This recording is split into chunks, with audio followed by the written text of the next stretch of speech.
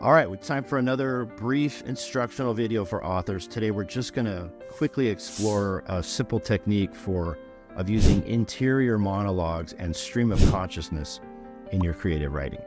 Both of these techniques allow us to delve into the inner workings of your character's mind. So that's all it's doing.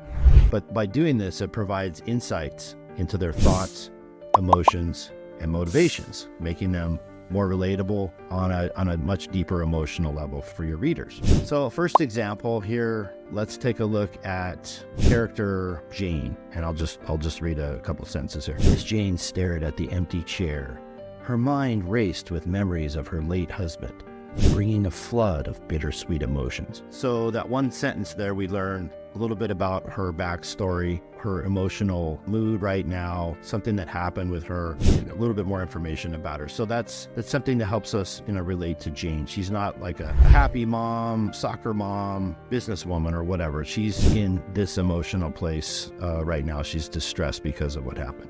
Second example, we'll call this The Chase. And this is a detective named Sarah. Her heart bounced around in her chest, the adrenaline coursing through her veins as she pursued the suspect through the dimly lit alley. Is he armed? Again, internal dialogue. What if he makes a run for it? Gotta catch him. Gotta solve this case. Her breath came in short, sharp bursts, each step echoing in her mind. The shadows dancing around her, playing optic tricks on her. He's faster than I thought. Is this a dead end? No way out for him. Her hand reached for her holster, fingers trembling. The suspect turned, desperation shooting from his eyes. Is this where it ends? No, not yet. Time slowed as they stared at one another, a standoff in the night. So there's another example there. We have action interspersed with, inner monologue of what she's thinking. So that kind of gives you a good close psychic distance with the character. It makes her more relatable, and you kind of as you read that, you're like, okay, you're kind of in the story. You can picture what's happening. The third example is, we'll call this Conspiracy Unraveled. John leaned over the cluttered desk, poring over the documents, photographs, and cryptic notes. This is bigger than I imagined. A web of deceit and lies, he's thinking, right? He traced his finger over the faces of the shadowy figures on the photographs, connecting the dots in his mind. The government? No, it can't be. But the evidence?